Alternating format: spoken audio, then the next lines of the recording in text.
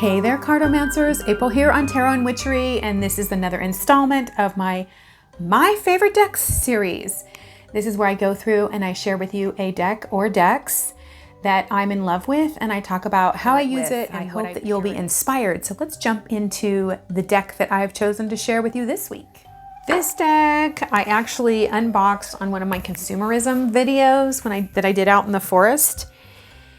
It has become one of my all-time favorite decks, and I love using it. It's the Brady Tarot, and as I always say, I laugh, I have the dust jacket still on here. I love the box on it. It's got this, I wonder if you can see in the light, it's got this, it says the Brady Tarot on there. But I keep it covered, I like it. It's got, even on the side there, it's just so pretty. The box is really, really nice. I love boxes that open from the top, so that's part of the experience, right? There's the book. We'll talk about the book here in a little bit. It's got the same thing. It's got, can you see the owl on there? I wonder if you can. Here's the backs. This is done by Woodblocks. Oh, before I forget, this is done by Emmy Brady and Rachel Pollack. So I think this is the last deck that Rachel Pollack did. And the writing in it is really superb. Is this all going to be upside down? Let's see. These are wood blocks. And, I mean, the colors on here are so vivid. And it's a saturated color palette. It's just really, really pretty. It is an animal deck. It's probably the second animal deck that I got in my life that I really, really connected with. As I have said before in some of my other videos, this deck is so tribal. There's something about it. And actually, I talked about this in my ancestral decks back in October of 2023. There's something tribal about it, and that tribalness really grounds me. It really makes me feel... Now, I lived on the reservation with Native Americans for a while, and I went through a lot of healing as a result of living with shamans and working with a medicine woman and kind of studying that. There's something about this that feels almost like that experience. I can smell the pines when I look at these. I can feel sort of the dry air, maybe the smell of it in winter with snow. Yeah, I mean, I can even smell the smell of sage when I do this, just the smell of the white sage that we used to burn in ceremony. It sounds like the sound of the teepees in the desert to me when I pull this out, even though it's incredibly lush. And it's really profound. If you've ever thought that you might want to study the tarot with me, then I want to encourage you to sign up for my newsletter down below, because when I drop a course, you'll hear about it. It's really profound writing. The writing in here is so beautiful. And so it starts off by the card sort of speaks here. So here you see the Six of Horns. We'll close up on it, and I'm going to read. What makes the book really neat is you've got this first part is where the card speaks. And so I'm just going to read this to you so that you can get a feel for the writing and take a look at this card more in depth. So horns is cups. Six of Horns, and then it has this keyword on there. See, there's the six, there's the horns. You do have to memorize what everything is on here, but here's what it says. Playfulness, joy.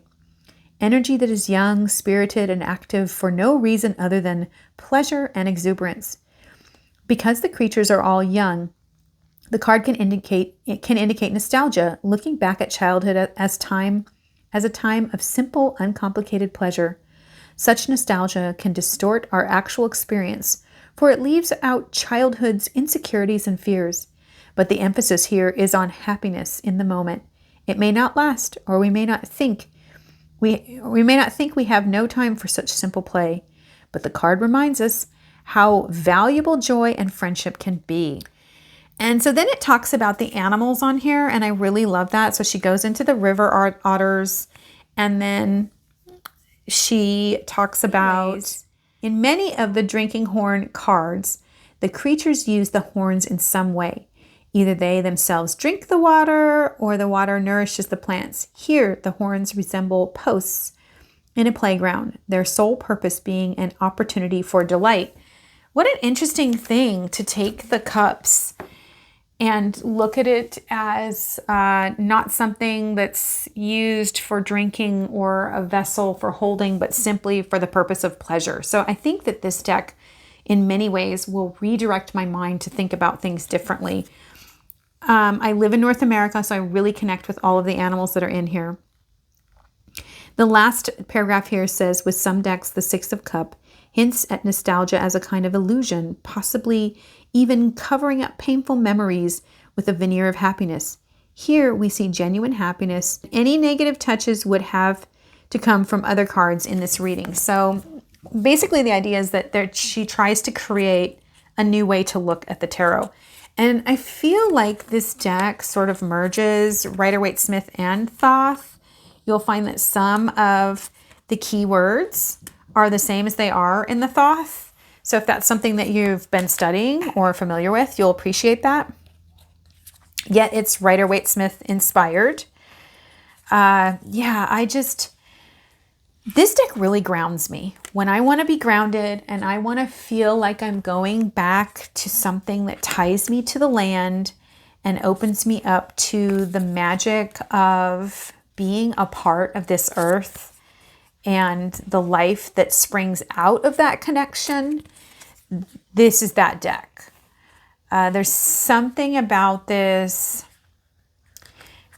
Again, this really brings me, and it might not to you, it might be something totally different, but it brings me back to my experience on the reservation. And so I feel very held. I feel very safe by this deck.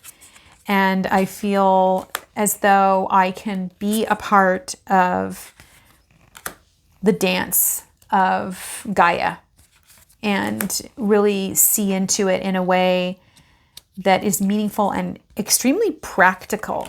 Like, this is so practical. Again, really grounding. What's your favorite deck for grounding yourself? Let me know down below what that is. And tell me what you think of this deck. And if you didn't know that I have a whole series on my favorite decks, so you can watch some of the other videos that I have. They're kind of shorter, but they're just intended to sort of introduce you to these decks and give you an idea of what I like and why I choose them. Until we meet again, may you find a deck that brings you back to the heart of healing.